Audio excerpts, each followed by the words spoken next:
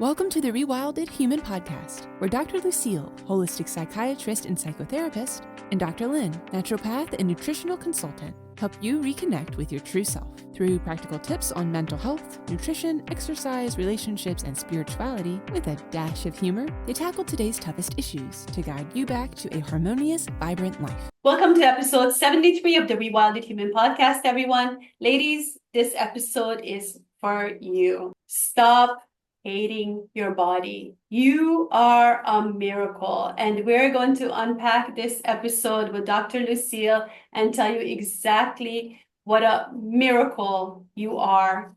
And hopefully by the end of this episode, you will have a whole new appreciation for yourself. Dr. Lucille, let's dive in. Let's dive in. I'm going to tell a story about a long-term client of mine. I am a psychiatrist, psychotherapist, and actually almost all of my clients are long-term because they have so many multiple traumas and neglect and all sorts of issues that they've carried on for decades. And this one particular client was, in many ways, her body was a miracle. And if she would only have paid attention to it, she wouldn't have gotten into all the trouble that she did. But from the time she was 14, she was a type 1 diabetic. She kind of became the poster girl for how to treat diabetes. And all her endocrinologists loved her because she was so compliant with the treatment. She was so good at gauging her blood sugars and adjusting the dose of her insulin, and she knew all about all the different insulins, and she would educate herself, and she would, try to eat exactly the right diet. She was a very petite, very slim woman. And when I was working with her, she was middle-aged by the time I got to see her. She had an incredibly burdened history of trauma. Despite being so good at controlling her diabetes, she hated her body. And here's how things went. Because of her really traumatic background growing up in a dysfunctional family, she had a very lousy self-esteem. But she was very pretty young woman, and she attracted a lot of male attention, and she capitalized on it, right? She had to be the woman with the long, flowing, curly blonde hair and the gorgeous smile, and very pleasing, and all sorts of things. And she became obsessed with being overweight. Now, this is a woman, if you looked at her, you would say, overweight where? Your big toe? Like, where are you overweight? But she developed an obsession with weighing herself every day. And I know there are a lot of women out there who do that. I hope you're not one of them, Lynn. I know you're mature and Okay, I go through phases. I go through phases where I'm obsessed with the scale, and every day I'm weighing myself, and it really keeps me on track. And then I get to a point where I'm like, screw this. And then I go months without weighing myself. Oh, yeah. okay, And okay. I feel better, but then I also have some issues. So, when I'm not weighing myself, then I'm constantly thinking that I'm actually much, much fatter than I actually am. So yeah, I have issues, Lucille. You could spend a lot of time with me on this No, couch. I should have used you as the example. I know. So embarrassed. Please carry on. This is Yes. not about me. No, but her obsession with her weight was far worse than what you've just described. I mean, if she was 2 pounds, 1 or 2 pounds heavier than the day before, she would not be able to forgive herself. It was the worst thing in the world. And she would start having all these catastrophic thoughts that, oh my God, her body's falling apart, it's betraying her, and blah, blah, blah. Oh, Lord, it was just incredible. And she also then, as she went on, she developed other complications from the diabetes. Her blood sugars, she couldn't control them as much anymore. And so she had to have they have the glucose injectable that they actually plant on the body. So, so it's an automatic thing. Things like this drove her crazy because she was still trying to attract men. That was another obsession, constantly needing to feed her self-esteem with this narcotic of male attention. And of course, it would never be sustainable because she would have to keep getting the attention to feel good about herself. She was so obsessed with her weight issue that she would start drinking Senecot tea, which is, as you know, is a very powerful laxative, and she would drink it every day. She damaged her colon, and she actually she had uncontrollable bowel movements after a while, and she had to go for bowel resections. There were so many things that started going wrong. She loved, when she would go on vacation, she would love doing in the Caribbean, they have these circus training, in entertaining things for the tourists, where you could fly through the air on the, and all that stuff, and she loved it. But she ended up injuring her shoulder, and from that point on she couldn't do it anymore, and she had to have multiple surgeries on that. I don't know how many surgeries this woman had. There were so many things that went wrong. And every time she came out furious at her body, just furious. Oh my God, I have to be at war with my body. My body's at war with me. Truthfully, her body was having to deal with so many things, trying so hard to keep her in balance and healthy. And all she knew was, well, if you have to have this much insulin because you don't want your glucose to go up. But she had no idea of the complexity of how her entire body was working, right?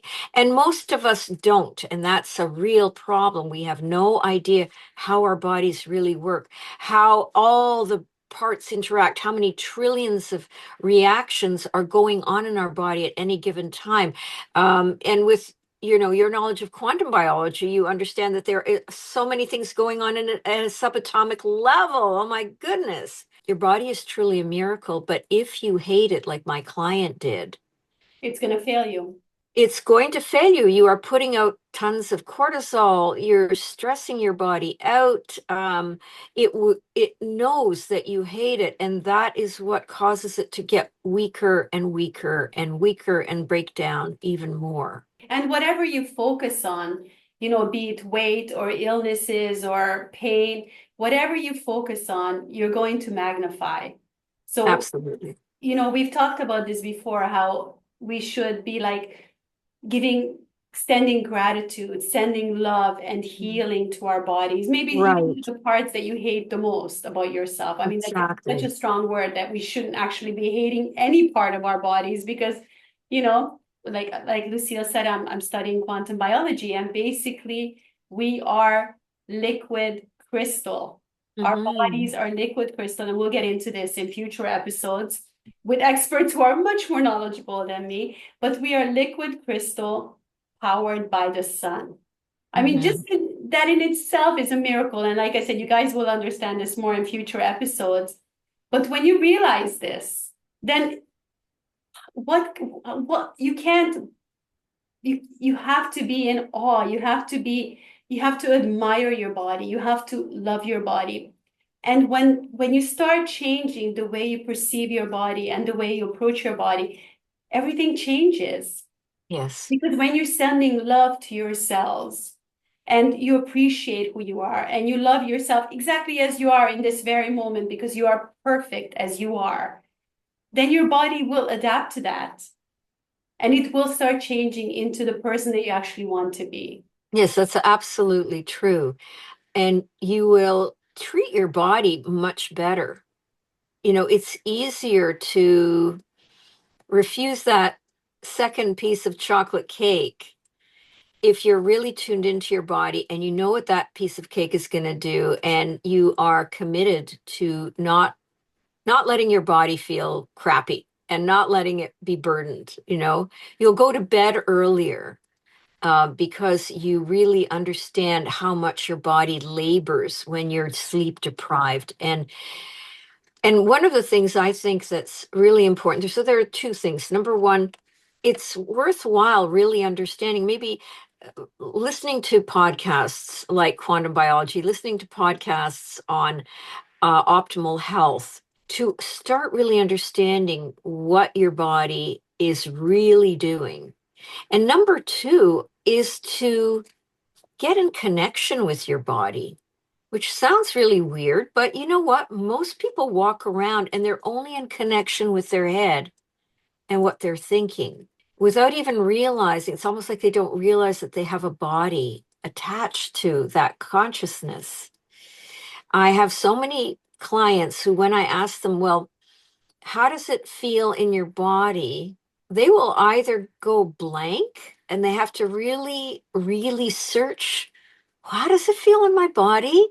Or they'll give me what they think. I'm thinking that in this situation, I could have blah, blah, blah. And I said, well, then I'm not asking you what you think. I'm asking you, when you think about that, how does your body react? Because our body is giving us messages all the time. You know this very well, Lynn. It's giving us messages.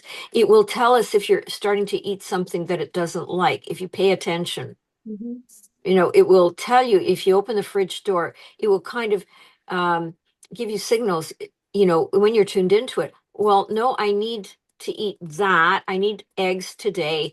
I don't need the beef, whatever. We always need the beef. Yeah, I know, I know, We I don't need know. the But there, chocolate cake. We the need the cakes. beef. But yes, to learn about your body, intellectually learn about it, but also to connect with it is so crucial. And you know what we do? Like when something upsets your stomach, then you take the antacids, then you take the anti-laxatives or whatever, right? Instead of listening to your body and changing what is not working for us. And same Yes, with relationships, with our families, with our environment, with our work environment. And I mean, all of those things are abusing your body when you're not in a good place. absolutely, absolutely. So there are many simple things that you can do, like, you know, to try and really get in touch with your body in a very positive way. Sometimes, you know, it's just about touching your own body. You know, And it's we've very, done very, we've done we've done our episodes about that. yes, Self, yes, self yes, masturbation. yes. So, and it doesn't have to be masturbation if that, you know, makes people uncomfortable. Even simply stroking your arm, you know, if you're feeling stressed out, it can be being mindful, like when you're walking or you're active, being mindful of how your joints are moving, of the energy flowing through your body, to just tune in. And even just tuning into your senses, your five senses, can be very helpful as well. You know, when you go out into nature, are you smelling the vegetation around you? Are you touching the vegetation around you? You know, and of course, visualizing and hearing things. Even through your five senses, you start connecting to your body. You'll notice your body will start having reactions. And this is all very, very important. You're developing a relationship with your body. And that's one of the things that I think is really so unfortunate in our world, that we have been cut off from the primary relationship with the body. We're all supposed to be good workers, producing, producing, producing, and that's mostly through our heads. And our bodies, therefore, are just kind of things that support our heads. Yeah, true. And you know, also as women, like we are subjected all the time on Instagram, on social Yeah. media, everywhere, these perfect bodies, these perfect faces that don't actually exist, right? And you can't help but constantly compare yourself to them. You know, even at Mhm. age as you're getting older, it's like, okay, well, I'm gonna be 55, but I should be looking like this because this model on Instagram looks like this. And then people feel inadequate. They feel like, well, I'm not enough. I don't look like that. Meanwhile, that Yeah. person doesn't even look like that. But you know, it's a lot of pressure on us, which we never had before. And also Yes. before, I think that, you know, and our audience is, you know, mostly ladies over 50. So I'm speaking to you guys. And if you think back to like our grandparents did not have this pressure. Our grandmothers, they were grandmas, they had the little scarf around their head and their little, homely clothing and everything. And they were not expected to be like sex beasts in their 50s, 60s, 70s, or whatever. But now we have this extra pressure on us. You see these actresses, you see these models and the singers, and you look at Jennifer Lopez and you're thinking, well, I need to look like that. And then you feel like you're not enough. Yeah, exactly. And it's such a wounding to the self-esteem and a complete waste of time and energy. What wonderful things could you be doing with your time and energy rather than beating up on yourself because you don't look like Jennifer Lopez? I mean, And your really? self-worth shouldn't just come from what you look like. Exactly. This is the thing, like, and I think it's causing people to again be used, like we're being used and manipulated by forces to hijack us so that we will buy certain products, so Plastic that we will surgery. plastic surgery, that we will follow certain influencers who can then lead us to the products and all that stuff. And it's so disempowering. It is so disempowering because where we should be really in our lives is centered in our bodies, in our wisdom. And rather than look at the superficial physical appearance of our bodies, we should be connected with them from the inside rather than the outside, right? Because that's where our intuition, our gut instincts are, right? Yeah.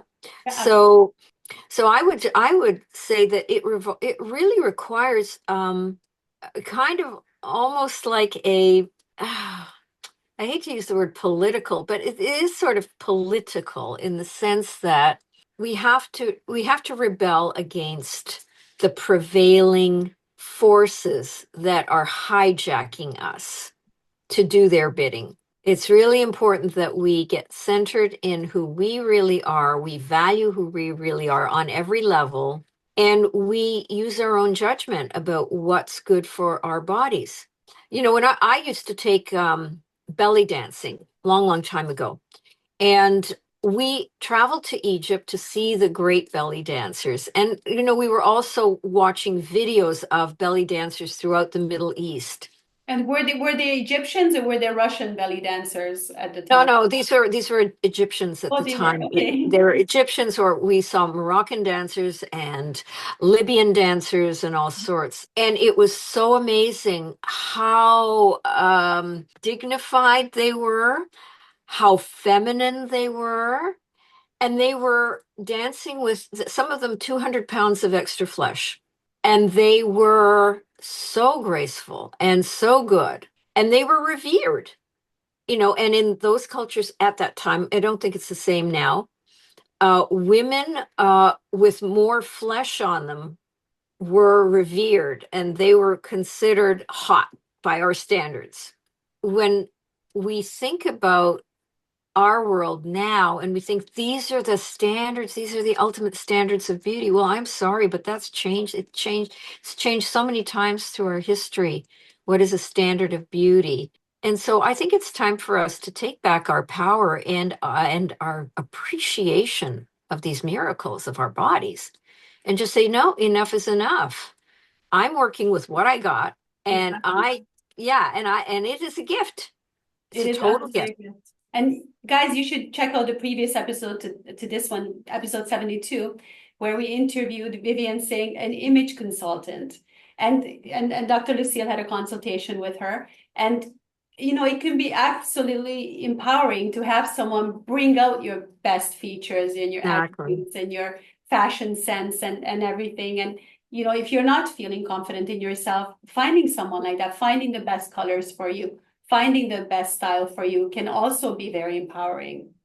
Exactly. Yes. Yes. And And I you think, you found that in yourself, right? You do feel a difference yes. in yourself. Yeah. I mean, I always liked dressing. I just didn't know exactly how to dress myself. And so there is, I think there are certain frequencies that you get from colors and styles that really align with you. And so Vivian did help me a great deal to align with my true self and feel even better about my body. And Yeah, even the materials, because they say the materials have frequencies as well. And exactly. polyester has like the lowest frequency. And if you Yes, look at most of our clothes, it's all made of polyester now. So right. imagine if you're wearing polyester all the time, it's going to lower your frequency, which Mm-hmm. means you're going to feel crappier about yourself or just not Yeah, as healthy or not as positive in yeah. general. And you might Mm-hmm. not even realize that it's it's the toxic environment. Perhaps it's the perfume that you're spraying on yourself. You're Mm-hmm. absorbing and inhaling this poison all day long. All Mm. of these things that are happening to us that are kind of sort of out of our control, but not really. Yeah, But it's yeah. being kind of forced on us, right? And Mm-hmm. it's all to lower our vibration so Mm-hmm. that we are not able to love ourselves the way we are meant to. Exactly, exactly. Yes, you're absolutely right. And another issue I think that we have with this is that women should support women. Yes. We should support one another in saying things like, "Wow, your blue eyes stand out so much in that outfit. You look stunning. You have such soft and radiant skin. I'd love to have skin like yours." To really establish that appreciation for our bodies, And to uplift each other. uplift each And other. I always say that a compliment from a woman means so much more because men are like, Yeah, oh, a nice butt or whatever, right? Guys will compliment you. But when a woman gives you a compliment, it's just so genuine. yes, yes, yeah. And I think that, one of the things about the drawback as well as the wonderful thing about social media is that you will find the haters, unfortunately. That there's so much out on the media, especially Facebook. I see a lot of oh, here I am 75, look how great I look. Mm. There's nothing wrong with that, but they'll get the haters, Yes. and I have no idea why it would be important to really knock a person down. Why would that be the case unless you've got major problems and you feel good? You feel superior when you've knocked somebody else down a peg, or you're a bot. One of Yeah, the yeah, other. probably possibly a bot. But women can be very nasty to each other, which makes me very sad because it's very unnecessary. We It's have very enough to deal necessary. with in the world. It's already much more difficult for us in every way. So why not make it easier for each other? I just don't understand. Right. And I would extend that too to even interpersonal conversations. Like I think we did mention gossip in another episode. And one thing that is, I think, really powerful as well is when you're in a group of women and they're gossiping about another woman and somebody mentions something about her appearance. I think somebody just should stand up and say, well, you know what? She's doing it the way she wants to do it. Yeah, Who are we to judge? Right? I Who agree. are we to judge? It would really reinforce our personal development so much if we really put ourselves in other women's shoes and we supported them, right? I think all that also comes from insecurity because if you feel Yeah. secure in yourself, then you don't need to put another woman down, especially behind her back to make you feel Mhm. better. Yeah, exactly, exactly. And then the other area too is like, parents with children. It's so tricky with girl children. Boys don't get it as much, right? But with girl children, there's kind of like a trying to fix the girl, especially as she's getting into tweens and uh, teen years. And there's enough, God knows, there's enough pressure on girls at that age to look like everybody else and to be pressured by social media to look a certain way. And I think that one of the things that is really important for parents is to realize that you have to be very supportive of your daughter on the personal level of how she looks. You have to be very supportive of her, know exactly what she needs so she doesn't get swayed and start feeling again bad about her body. Yes, and it's starting younger and younger now. Younger and younger. Young girls, there's such a huge pressure on them. Yeah. And sometimes there's competition between the mother and the daughter, and the mother's putting the daughter down to make herself feel better. So there could be a lot of issues. And then when that little girl grows up, she's going to carry that issue with her for the rest of her life. And it's going to cause major problems. Yes, absolutely. And I think there's because things change so rapidly from generation to generation. I think that sometimes current parents don't understand just how much pressure comes from social media. I mean, they know social media, they use social media, but they didn't necessarily grow up with the same level of constant peer pressure through social media. And so I don't think they're well prepared for how to support their daughters to avoid feeling like, a total loser in this kind of climate. So it's just very, very complicated, but it's an area that is really important to deal with. I think people need to talk about that much more with regard to their teenage and preteen daughters. So yeah, but it is amazing how I don't know about you, Lynn, but I see a lot of people, a lot of women who look absolutely beautiful, but they never recognize it. And they're always being critical about how they look. Again, it goes back to superficial appearances, which in their case is totally irrelevant because they already look beautiful, but they cannot allow themselves to see that. And then it does translate into the physical. It does translate into they slouch, they don't take in full breaths, they are constantly bothered by, I gained 5 pounds.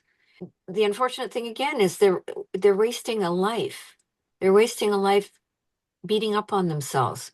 Absolutely. When they could be thoroughly enjoying their lives and truly appreciative of their bodies, right? Absolutely. And it happens a lot, for example, with large-breasted women as well. In their teens, as soon as their breasts start growing, they start going like this because they don't want the world to see. And then, you develop the bad posture and you're always trying to make yourself smaller and kind of hide from the world. And it's so sad that we have to be like that, rather than owning it. Look at me, I wish I had large breasts. And then if we have small breasts, like, my issue was that I had no breast. And then I went through my hell with the breast implants and everything and that's another story I've talked about before. But, where did that come from? That I'm not enough. I'm not a woman because my breasts are small. And I truly believe that, in my teens and in my 20s, and I'm waiting for them to grow. And it's like, come on, I'm 21 now. They're not going to grow anymore. What do I do? Right. And then you put these toxic bags in your body that almost kill you. Yeah. I mean, how insane is that? And the thing is, if I could tell myself, my 20-year-old self, what I know now, I mean, those things don't matter. And I think that's what especially younger women need to understand, that, I was so stressed about my little mustache or my hairy arms and like the things I stressed about so much that I couldn't even enjoy my youth or the beauty of my youth because I was so obsessed with these stupid things. And now at almost 55, I'm like, what does that even matter? Like, who cares? Like those things are so insignificant. Like, why would I have wasted a single breath on, a little mustache? It's insane, right? Yeah. What if we had the maturity that we have now, but we had the bodies we had when we were 16, 17, or 18? That'd be pretty cool. That would be amazing, right? So it's really sad because we never actually enjoy the age that we're at. Yes. There's always something wrong. Wrong. Right? And then the wrinkles start, and then it's like, okay, I'm worrying about my wrinkles now, but 20 years from now, when I look back, I'm gonna be like, what were you worried about? You had nothing, right? So we're always stressing about something else, something new, rather than just being and just enjoying and appreciating this miraculous, beautiful body that we were all given. Absolutely, yes. And then once the body receives this gratitude and this love, how amazingly well it can function. Absolutely. It does function so much better with that appreciation and gratitude. You're absolutely right, because you start a cascade of chemicals in your body that optimize your health. Not the usual cortisol, adrenaline, that sort of thing. You are creating such a healthier internal atmosphere Absolutely. that, And when yeah, you love your body, then you treat it as a temple, so you're not poisoning it with nasty foods that you shouldn't be eating. Then, instead of staying up all night on the computer, maybe you'll go to bed on time and yeah, you'll go out and connect with nature and increase the feel-good hormones more in your body, hmm which will hmm make you more accepting of yourself again. So, I mean, I think when you fix your environment, you fix your sleep cycle, you fix your food, you make sure you move your body in the right way, you get the right exercise for you, then the self-love kind of comes automatically. And you hmm stop yeah, self-sabotaging, which is I think a big issue for a lot of women. yeah, absolutely, absolutely. What would be like your final tip, Lucille, for self-acceptance, for self-love? I would just say to question, number one, question everything you've been taught about your body that makes you hate it or be critical of it. Just start questioning. If you're unsatisfied with your life, one of the first places to start is to question your attitudes about your own body, yourself. And even if you cannot feel fully appreciative just yet, leave your mind open to the possibility that you've kind of been programmed to hate a body that is an absolute miracle. Allow yourself to just take an objective look at that, what that really means that you hate your body.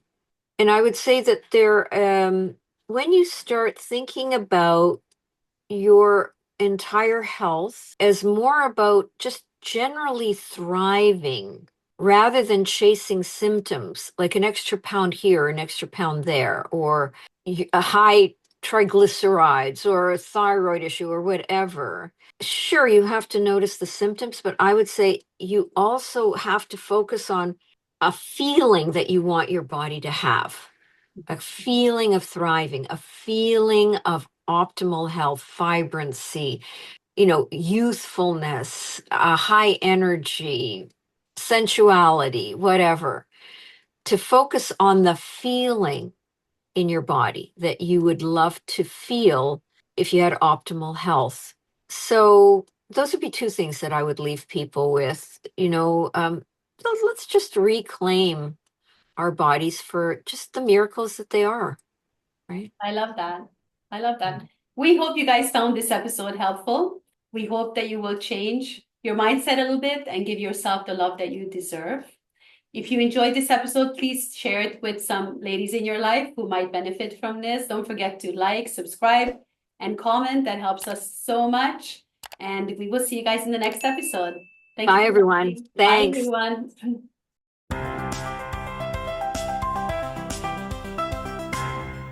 Thank you for tuning into the Rewilded Human podcast. We hope you're leaving with insights to reconnect with your natural, vibrant self. Remember, the information shared here is for educational and inspirational purposes only and is not a substitute for medical advice. Always consult a qualified healthcare provider for any personal health concerns. If you enjoyed today's episode, please like, subscribe, and share it with others who might benefit. We'll see you next time, ready to dive even deeper. Stay wild, stay true, and stay tuned.